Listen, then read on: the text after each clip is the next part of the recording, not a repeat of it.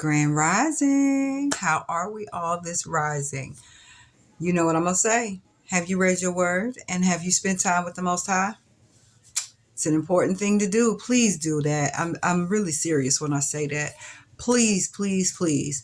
Even if you feel like you don't know how to read it and you don't understand what it's saying, read it anyway. There are apps that you can get out here that can help you. BLB, Blue Letter Bible, is the one that I have on my phone, and I use that a lot. But I also have my Bible. I actually have more than one. I have several. I have several Bibles. I don't be playing. I used to didn't think it was that big of a deal.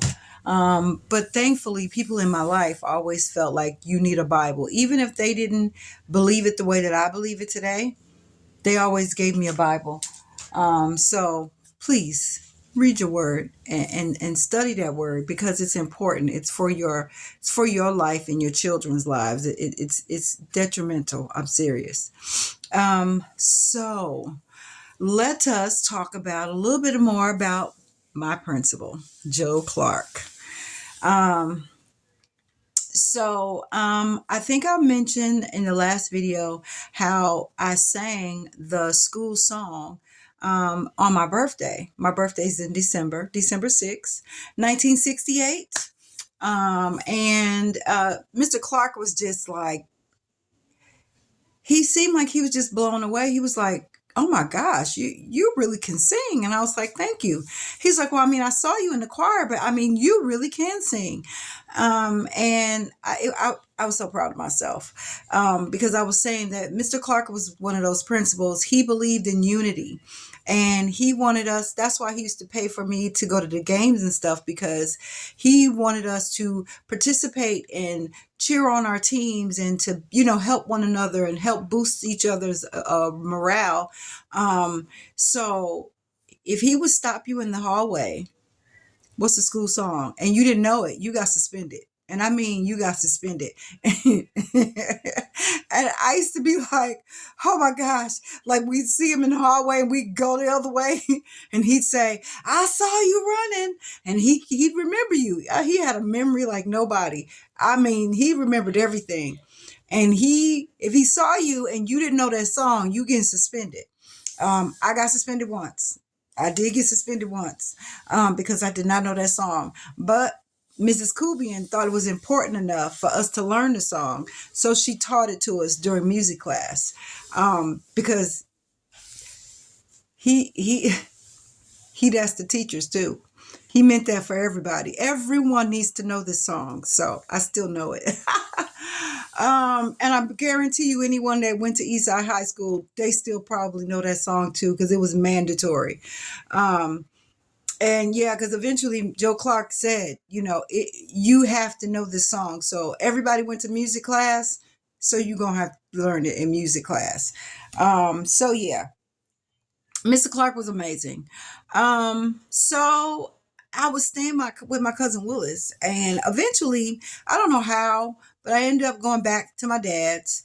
And school was rough because I mean, it was this one girl. I don't know her name to this day. It was this big old tall girl that I don't know why she singled me out, and she just would bother me all the time. And I told Mr. Clark about it, and he told her to leave me alone. Well, she didn't listen.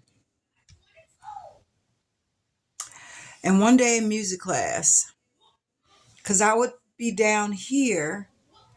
No, no, no. I would be up because I was a soprano. So I would be up and she would be down a few rows. And she would just always find a way to just bother me. This is when I realized that I had that wolf in me for real. She would not leave me alone. And because I wanted to make sure I was pleasing Mr. Clark in every way, I was trying my best not to really get into fights. So I wouldn't get into fights. I would try not to argue with people or nothing. This girl bothered me so much. I jumped off the top of those steps because, there's like the little rafters, like like when you go to the basketball games or whatever, you got the little rafters, seats are in a row. I jumped down off of that thing and jumped on that girl, and I just went to commence to whooping her tail till I couldn't stop. Um, and Mr. Clark did not get mad at me because Miss Kubian, she told him she's been trying to avoid this girl and the girl will not leave her alone. And Mr. Clark remembered, I told you to leave her alone. So he did not suspend me. But homegirl was hurt. And the family had the audacity to want to come at me. It's like, really? So they tried to sue. Like they literally was trying to sue. I don't know what I did to her. I can't remember. But I did enough to her that her parents was trying to sue. And my father wasn't going for it. Because by then I'm back at home with my dad. You know, when you're going to school and you got people picking on you and then you go home and you got your dad picking on you and then like I couldn't win for losing. I just was, anger was just built up in me. And so Mr. Clark and I, we talked and, I cried a lot. People used to just think I was scary. No, I was so angry that I would just burst into tears like constantly. But like I said, I'm back at home with Mr. Man, and I'm trying to find a way to get out of there. I've been running away for a long time, so I'm trying to figure out a way where I could get out. Like I don't want to be here anymore. So one day going home from school, I used to have to take the bus, the public bus. I'm waiting on the public bus, and this guy pulls over in this van. It was a work van. I'm 15.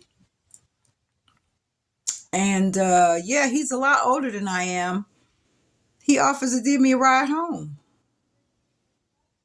I should have said no, but I didn't. I get in this man's van, and like I said, he's a lot older than I am. I didn't let him take me home, but I let him take me close to home. Um, and I started talking to this older man. I'm 15, so he was 23, I believe. If I can remember. I should ask him. He's still living. Um, yeah, I think he was like 20. He was 20 something. He was like 23, I think, though. So, yeah, he's a predator, but I didn't realize it because I'm thinking, we start talking and hanging out, and next thing you know, yeah, we start getting it in, and I'm in love. I don't know no better. This man he don't care nothing about me, but I am in love. You can't tell me nothing.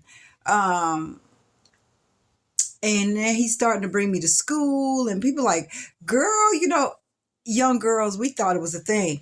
Girl, you got that older man bring you? Yes, ma'am. Yes, he did. So I'm thinking I'm doing something. I ain't doing nothing but making a out of myself. Um, but yeah. And yeah, we started dating, or not dating really. We was having sex. That's pretty much what it was. And next thing I know, I'm pregnant. I'm terrified. And here's the crazy part. I'm afraid to tell my dad, but I'm more afraid to tell Mr. Clark. Like I did not want to tell Mr. Clark that I was pregnant because like I said, he demanded uh excellence from us. And for me to have to tell him that I'm pregnant, I felt I let him down. More, not even think about myself. I let Mr. Clark down because he saw something in me that I didn't see in myself. Um, I'm getting sick. I'm getting nauseous and what have you in the early parts of my pregnancy. And Mr. Clark, it was no dummy. He saw me and he's like, he wants to talk to me. And I'm like, no, you don't. But, I'm going. And so Mr. Clark wants to talk to me, and he remembers my cousin Willis because when I lived with her, he didn't know that I went back to my dad's house. So when I lived with her, he could talk to her about me, about whatever was going on with me. And so he started asking me questions, and I could see that he knew. The way he was looking at me, I knew he knew. I'm in his office and he was like, what's going on? Um, You seem a little different than normal. And I'm like, I'm fine. And he's like, you're not telling me something. He said, you're not leaving my office until I get the answer. He tells the office lady to contact my teacher to let the teacher know where I'm at. And before I knew it, I'm bawling and I'm crying. And I'm like, I'm pregnant, Mr. Clark. And I did not, you know what? When I saw the movie Lean on Me and I saw that girl, when they talked about how she, he, the girl, the pregnant girl, I'm like, surely he didn't tell somebody about that part of the story about us, because I promise you, it kind of went like that. Instead of he going to see my mother, it was my dad that he wanted to talk to. But he didn't go see my dad because my dad wouldn't, he didn't want to talk to him. My cousin, he went to talk to my cousin Willis and told my cousin Willis that I was pregnant and wanted cousin Willis to tell my dad, because cousin Willis and my dad kind of, they could talk. So yeah, that part of the movie, it just threw me because I'm like, did they take that from us, Mr. Clark? Like, I really wanted to ask him, but I never did. But anyway, yeah. So Mr. Clark, and he's like, so what are you gonna do? And I'm like, I don't know. And he was like thinking it was one of the boys at school, and I'd never told him who it was because I knew Mr. Clark was gonna be angry. So he was like, well, I want to call home, is what he said. And I'm thinking my dad, and I was like, home? I'm like, no, you can't call my dad. And he's like, your dad? And I'm like, yeah, I'm back at my dad's house. And he's like, well, let me call your cousin, and let me talk to her. Um, and that day he took me to my cousin's house right after school. He took me. Was it after school? No, I think it was right then. Like, Mr. Clark went and he took me over to my cousin's house, and he was like, well, I want to talk to you about her. And I'm just sitting there, and I'm feeling low. I'm feeling so bad, you know. So he's like, my cousin's like, well, she don't live with me anymore. He says, yeah, I know. She told me. But I need to tell you something that she's afraid to tell. She's pregnant. And cousin Willis looked over at me, and she just shook her head. I just was like, I put my head down because I'm just so embarrassed. Um, and she's like, well, I don't know, she don't live with me anymore. I don't know how her father gonna handle this. And he was like, well, that's why I'm here, because I'd like for you to talk to him, because she's afraid to talk to him, because she's going to need prenatal care. And, because I wasn't really going to no doctor or nothing. So, gosh, I felt terrible. So, we go back to school just so that I could get my stuff. He let me go home early that day, and I went back to my cousin's house. And she does, she knows the signal, how to get my dad to answer the phone. And she tells him. And I'm like, what did he say? She said he didn't say anything. I'm like, oh gosh, that I just didn't know what to think. So cousin Willis took me home that day, and her and my dad were in the living room talking. And oh my gosh, when she left, oh, that man called me every name but mine. Oh my God, you's a slut. You's a hoe. I knew you weren't shit. You ain't none. You just like your mama. This, and this. You are nasty. Blah. Oh, he just cussed me out. So for a couple of days, I didn't go to school. So Mr. Clark knew I wasn't in school, so he called my cousin. He's like, hey, is she all right? I haven't seen her. So cousin Willis called my dad, and my dad let me go back to school. He didn't hit me or anything. I was afraid that he was going to, but he didn't. But he had me in the basement. Like, he didn't want to see me. So I was in the basement for those days. And I